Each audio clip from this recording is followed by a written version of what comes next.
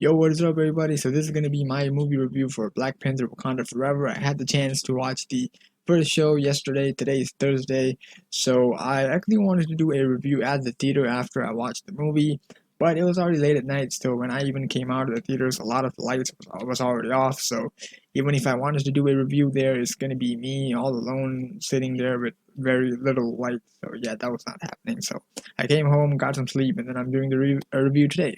So I was really excited for this movie because the first one was just amazing, every aspect of the movie. So I could actually watch the first one many times and I will never get bored. So also the same director is returning, so I was pretty excited for that. But Phase 4, I don't think I need to tell you how Phase 4 has been. And also, one of my favorite characters in the comics, Namor the Submariner, he's gonna be in this movie, but then I found out that he's gonna make him Mexican now. So I was like, I don't really know how to feel about that. Normally, when they do that kind of changes, it always goes bad. So I was like, yeah, I needed to keep my expectations at an all-time low, and rightfully so, because I did not think this movie was any good. I didn't think it was good, man. For the most part, it was pretty boring.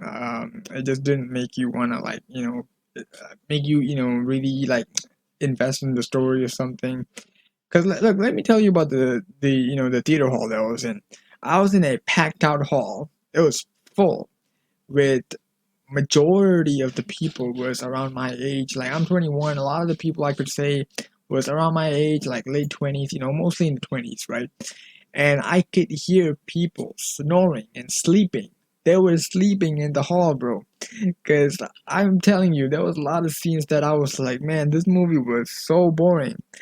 And like,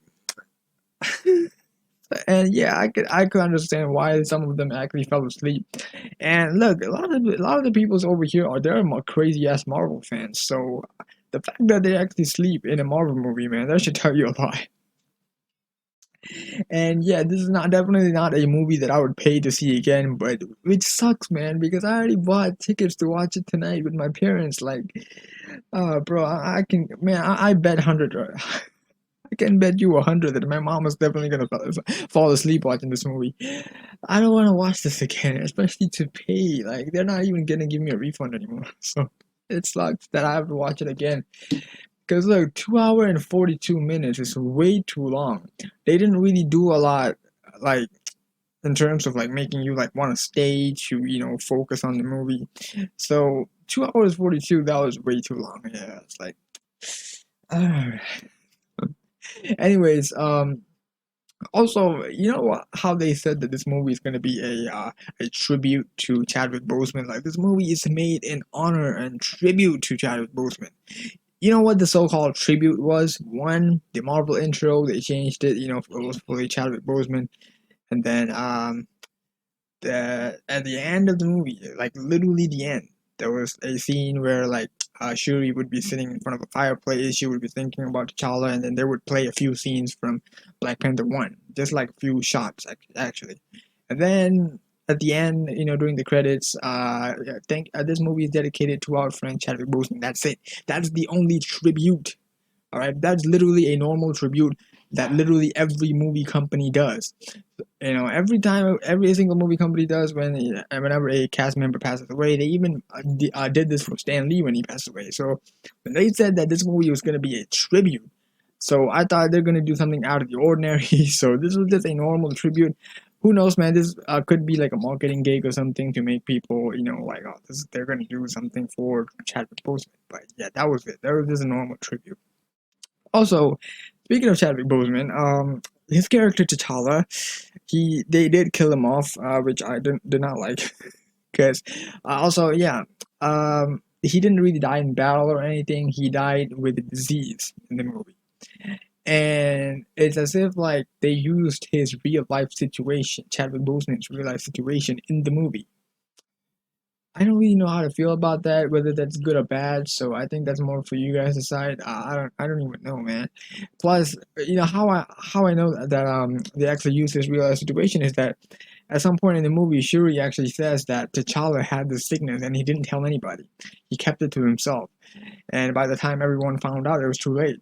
like literally similar like his real life situation because Chadwick Boseman had cancer and literally no one knew about it, right? So it was they used his real life situation for the character. So again, I don't know if that's a good thing or a bad thing. That's for you to decide, alright? Because I really don't know which side to take on that part. Also, I want to say this. You know how a lot of people like to call the MCU the MCU, especially right now in the Phase 4. Well, congratulations, all of you guys, because this movie is going to support your efforts into calling the MCU MCU, because this movie was exactly that. This movie was like 95% females. Like, literally, bro, every time there was only a female on screen. So, they were literally pushing like a female led movie. Like, they marketed this movie as a movie for Chadwick Boseman, but it ended up being like a all female kind of movie, you know? Because the only three main leads, you could say male leads, was Namor, Everett Ross, which I have no idea why he was in the movie, man. They was just like, yeah, let's just put him in for the sake of, he appeared in the last movie, yeah, let's just put him in somewhere. That's what they literally did with him. Same thing with M'Baku. M'Baku was just there. His role in the movie was that he was Wakandan. Like, he was just there, bro. Like, so, and then you got Namor. Take the two off. You got Namor. He was the only guy in the movie that I had actually like, a solid role in the movie and had a bunch of screen time. So for the most part, like 95%, it was like female. So again, you know how American society is nowadays with pushing certain kind of things. So I think this movie is one of that, and I'm pretty sure Disney is kind of that company now. So yeah, that. But I don't want to talk a lot about going a lot into that thing, but yeah, so character wise, Shuri, obviously we know that she's Black Panther now. Through the trailers, they actually spoiled everything. So she is not a great Black Panther, but she doesn't become the ruler because we didn't actually find that out towards the end of the movie. But then, yeah, I don't think she was a great Black Panther, and I hated the ending scene because we had like a very small fight between her and Namor at the end, and yeah, I didn't like that. How that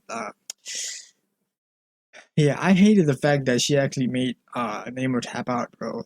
Yeah, I hate that. I hate it. I'm sorry, but no, that was that point. I was like, yeah, no, no. And then Queen Ramonda, her character was just like the actress. She should get an Oscar for that role. She was just amazing in that role. She had obviously a larger a main role, a mainer role in the movie compared to the first one, and she was the acting wise. I would say she was the best. So she definitely should get some kind of award for that role, bro. And then we go to Namor, Mexican Namor. Man, this is one of my favorite characters, bro. Like Marvel Studios nowadays, they're actually doing a great job in making me despise a lot of the characters that I loved from the comics. Man, they did it with Taskmaster. Now they're doing it with Namor. So this Mexican Namor was just no. I kind of like the world building that they did with the Mexican Atlantis, Talocan. It looked beautiful and everything, but I still want to see Atlantis, bro. I still want to see the real Namor. Like, I don't know, bro. Like, why do you keep doing this, bro? Uh, Marvel, again, I would say this. Marvel is really successful in making me, slowly dislike the characters that I grew up with, that I loved from the comics, man. Y'all are doing a great job at it.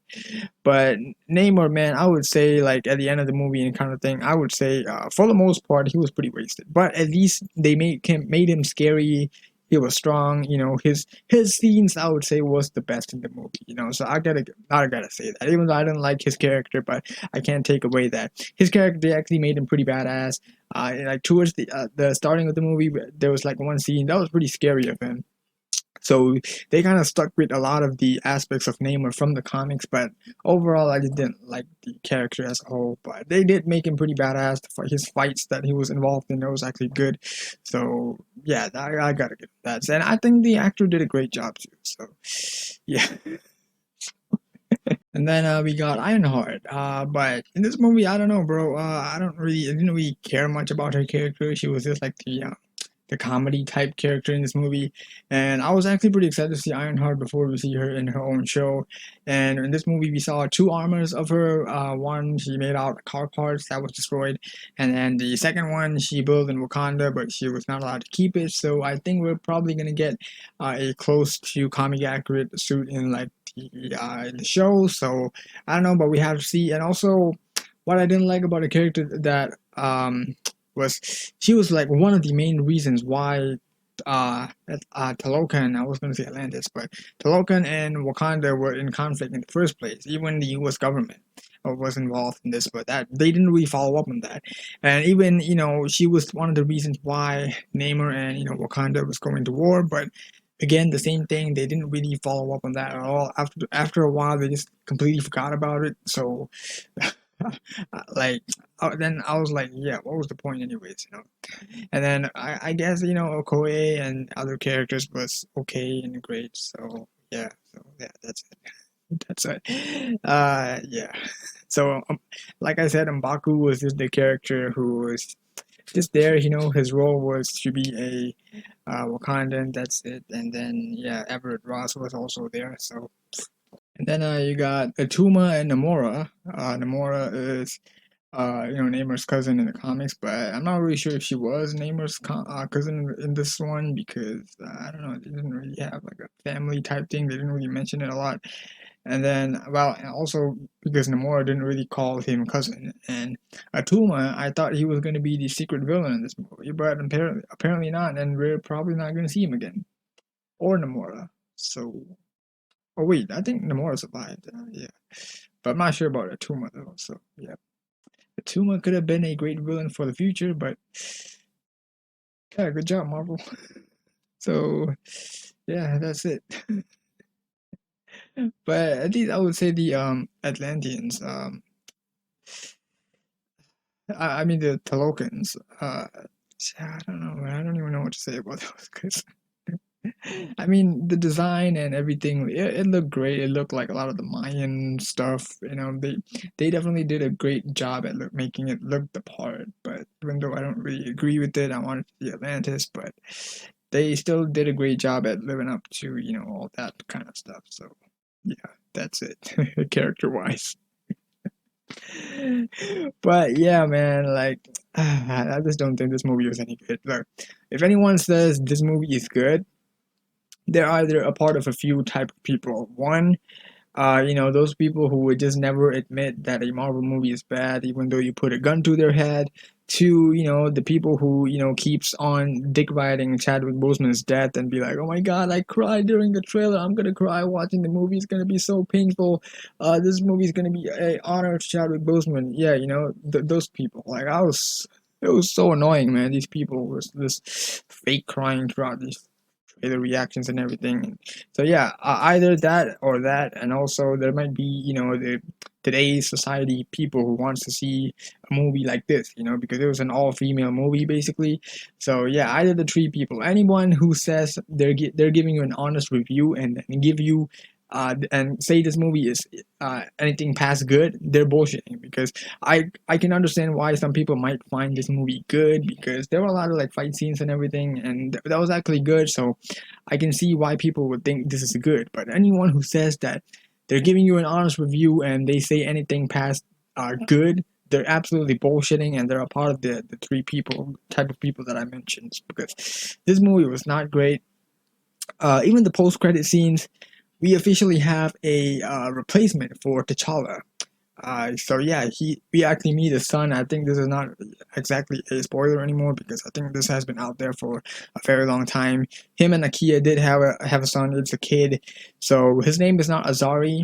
It is T'Challa. So rather than recasting T'Challa, they actually just brought in a kid and named him T'Challa. So yeah, I guess T'Challa is still technically in the MCU. Is just a kid now, so we gotta wait for a long time before he grows up and becomes Black Panther again. But yeah, that is definitely a better choice than just recasting him and make the story go the way it was supposed to. Yeah, but yeah, like this is a bad finish to phase 4, and also no Doctor Doom in the post credit. There was only one post credit scenes, which was the one that we meet his son. But that's it. There was no Doctor Doom, so all you can stop hoping for Doctor Doom. Because there was a lot of idiots on social media saying that Doctor Doom was going to be in the post credit scenes, but he was not there. So literally, Phase 4 in conclusion is shit. And this is a bad ending to Phase 4. Like, I don't, I don't understand why they made this movie, the last movie of Phase 4. Because I did say it the other day, uh, Ant-Man should have been the last movie of Phase 4 because that made more sense because Kang is in that movie. That's gonna show you like, all right, this dude is gonna be the problem in the next few phases. So like same like the first three phases, man. The first phase one ended it with the Avengers, and then it's a big movie, and then we got a glimpse of Thanos at the end. Same thing with phase two. We got Age of Ultron. I know Ant Man was last movie, but still Age of Ultron was before that. We got a glimpse of Thanos, and then we go to phase three, Infinity War, Endgame, the big thing. So this phase didn't really have that movie, and this movie is definitely not it. So just I would tell you this, man. Anyone who says this movie is good, sure, believe them. Anywhere past that, just don't believe them. They're absolutely bullshitting. But yeah, this movie was just not good. I'm sorry, but I would never. I would definitely not pay to watch this again. I even told my friend, bro, just don't go and watch this movie. Just wait until it comes out later on HD. Like, so I am so disappointed, man. Like, I love the first movie so much that I didn't really expect this one to be like this, but yeah. But anyways, I gotta watch this movie later again, so I hope I don't fall asleep this time. I hope my parents don't fall asleep, but yeah, bro. Anyways, I guess that is all for my movie review for Black Panther: Wakanda Forever. I'm not sure if I missed anything. If I did, then I apologize because it's not on purpose. Probably I just forgot, but I don't think there is. But yeah,